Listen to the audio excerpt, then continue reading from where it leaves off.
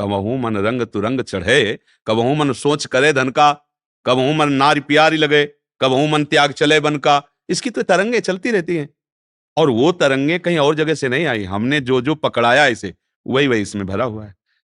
अब अगर हम परमार्थ में चलना चाहते हैं तो अब अगर हमारी बात समझ पाओ तो है, अगर आपको सत्संग का कुछ श्रवण से ज्ञान है, मन बुद्धि चित्त अहंकार ये करण है, अंतःकरण।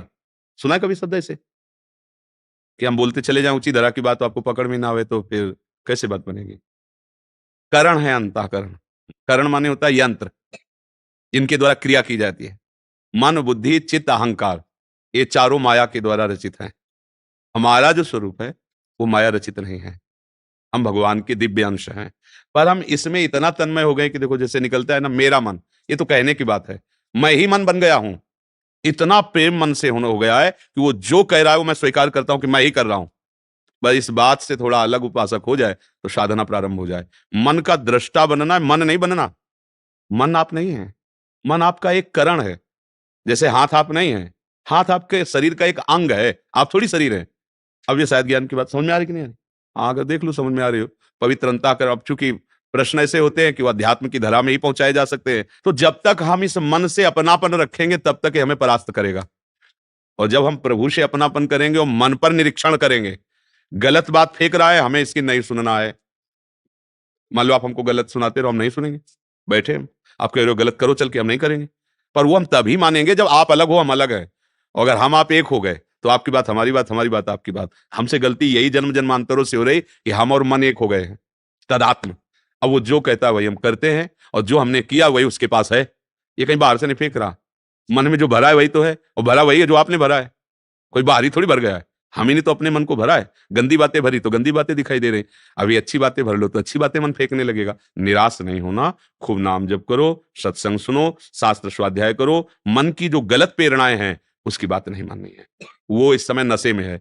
जैसे शराबी आदमी गाली दे तो क्या कर, जो बुद्धिमान आदमी लड़ता थोड़ी यार शराब पिए। ऐसे ही मोह मदिरा ज्ञान से युक्त मन है, आप कह रहे कि भगवान पे भी दोष दर्शन कर लेगा, तो नशे में है।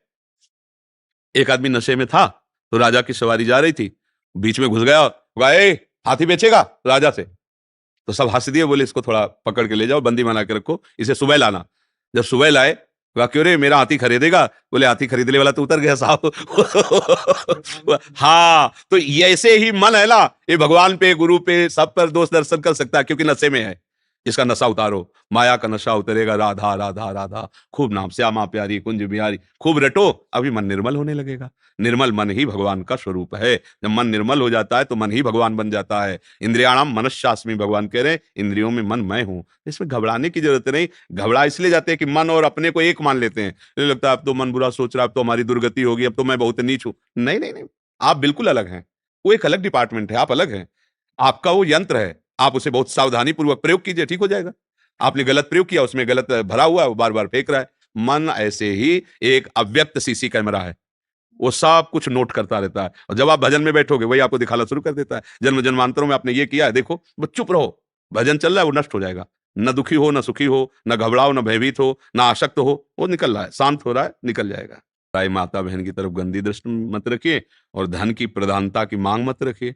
भगवत यश गाइए, देनहार कोई और है, देत रहत दिन रैन। तो वृंदावन की राधा नाम की, भगवान श्री कृष्ण की पावन लीला सुनाइए, तो गांव गली में जो लोग रहते हैं उनके कान पवित्र होंगे, उनके पाप नष्ट होंगे, भगवान की कृपा मिलेगी। बस ध्यान रखे कि पराई माता बहन की तरफ गंदी दृष्टि नहीं, और धन की मांग नहीं।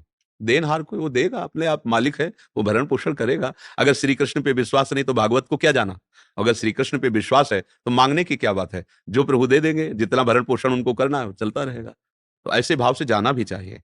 हाँ, संतजन भी गए हैं वृंदावन से बाहर जा जा करके भगवत का, पर उसका उद्देश्य होता है कि सबका मंगल हो।